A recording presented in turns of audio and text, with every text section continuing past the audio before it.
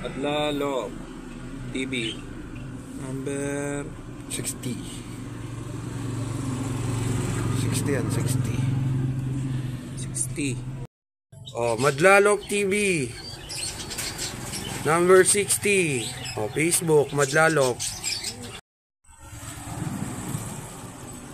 3736 ARPU. Siya si Idol Madla, nakakahanga, may mga hawak, gandang linyada. Ika'y inspirasyon kung bakit hanggang ngayon ako'y palaging kumakarera. Isang maulan na araw sa ating lahat mga kalapatids. Nakita nyo doon sa intro natin, may nakadagit na naman ng kalapati natin mga kalapatids. Pero this time, yung nakadagit, handa niyang isole yung kalapate nang walang hinihinging kapalit mga kalapatids. So ito yung naging usapan namin ni Idol. Ayan.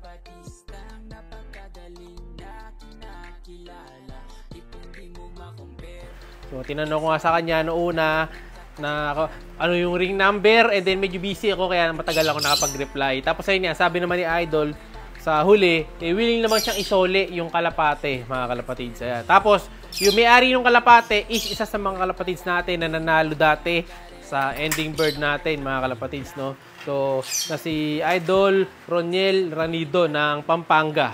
Ayan, kung di ako nagkakamali, ano yata siya, parang sa Guagua yata siya, gawi na Pampanga. So ayun, kinausap ko nga siya. Noong una nakalimutan ko rin kung kanino yung kalapati na yun. May nag-chat kasi sa akin talaga na ang sabi nga, may napawalan daw na ibon na galing sa ending bird, yung kulay pula. Kaso nakalimutan ko naman kung sino yung nag-chat na yun.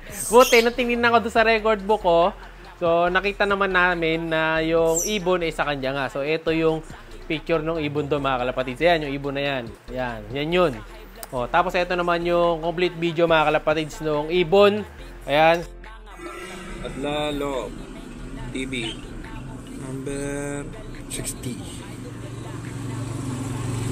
60 yan, 60. Oh, Madlalok TV number 60. Oh, Facebook Madlalok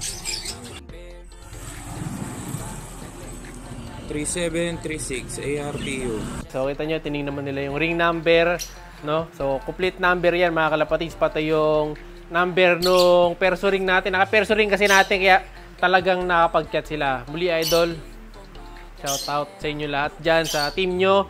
At maraming salamat sa pagsauli nung young bird. Sabi ko kay Idol na may-ari ng ibon, siya na lang mag-chat dun sa nakahuli mga kalapatids. Kaso ang problema yata, parang natestisan na yata yung ibon kasi nga parang pinamigay na nung una dahil hindi naman sa kanila, no? So parang ganun yata. Pero at least, naisole. Hindi siya kagaya nung una na nakakuha ng ibon natin na nag-chat tapos sabi isasoli daw, and then bandang huli naningil ng 500. Hindi pinatubos yung ibon ngayon mga kalapatids, which is good thing dahil at least nakadali tayo ng isang maayos na nakahuli ng ibon natin mga kalapatids. Salamat ulit mga idol.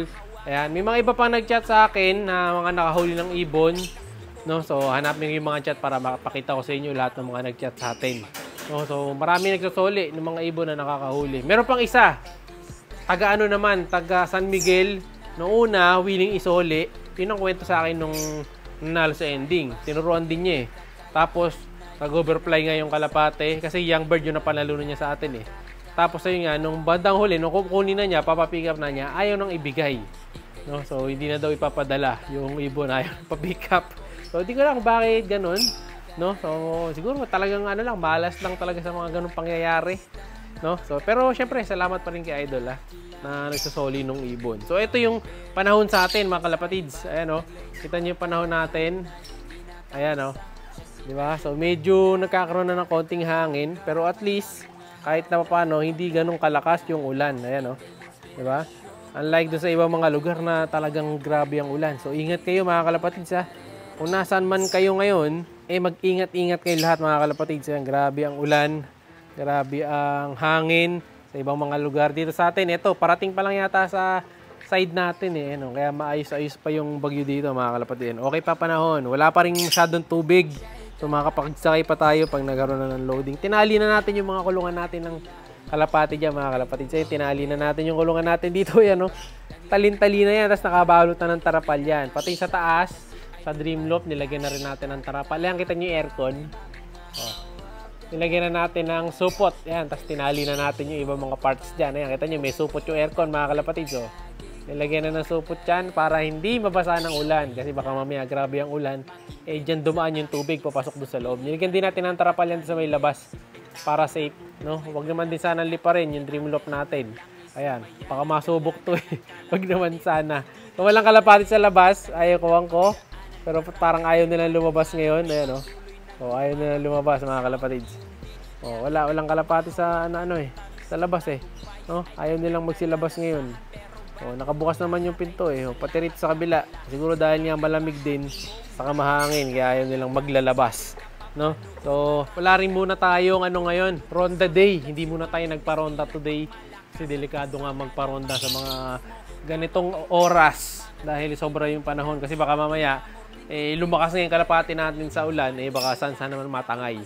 Lalo dito sa lugar natin, medyo maraming buydagit dito. Tapos, sa susunod na araw, may kukwento ko sa inyo, may masama nangyari sa mga ibon natin, mga kalapatids. Abangan nyo. No? May nawala tayong mga ibon. Actually, dalawa yung hindi nakauwi nating ibon. Kung ano nangyari doon? No? Saka ako nakukwento sa inyo. Abangan nyo sa mga next upload natin. Siyempre, doon sa ibon natin na si Pansy, wala pa tayong final decision dyan kung pamimigay nga natin siya or basta mag-comment kayo sa video. Titignan ko yung pinakamaraming comment na gagawin natin. Yun ang gagawin natin. Kung gusto nyo, mga kalapatids, yun ang susundin natin. No? Kayo ang masusunod. So, pahala na. Pero, ang lamang kasi, pamigay natin siya. No? So, okay lang. Sana maalaga na maayos nung pagbibigyan natin ng kalapate, di ba? So muli mga kalapatids, alam nyo na, ingat kayo lahat dahil lumalakas ang ulan. Kita nyo pati nga dito, kalapatids, nilagyan na ng tarapal ni Tatay Madla kasi baka mamaya daw hanginin ng malakas. So para sigurado na safe ang mga bahay natin, saka yung mga alaga namin, ito lalo sila Keps. Ito nilagyan na rin ng tarapal. Kita nyo, may tarapal dito. Keps! Tangingay mo, Keps. Oh, maingay si Keps. Ewan ko dito, bakit siya nag-iingay. Nanunuka.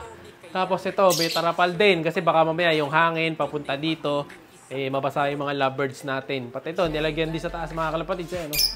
Nilagyan pa ng kisame sa taas. Tapos ito, pinatungan na rin ni Tatay Madla ng mga kung ano-ano dito para hindi mabasa nga mga kalapatids. Kaya kayo lahat, alam nyo na ha. Ingat kayong lahat mga kalapatids. Ayan. So, yung mga kalapati natin, i-keep safe na natin. Siyempre, yung may-ari kayo, mag-ingat din mga kalapatids. So, alam nyo na ha. Ingat lagi. Like, share, subscribe. Ingat! Siya'y kalapatistang napakagaling na kinakilala.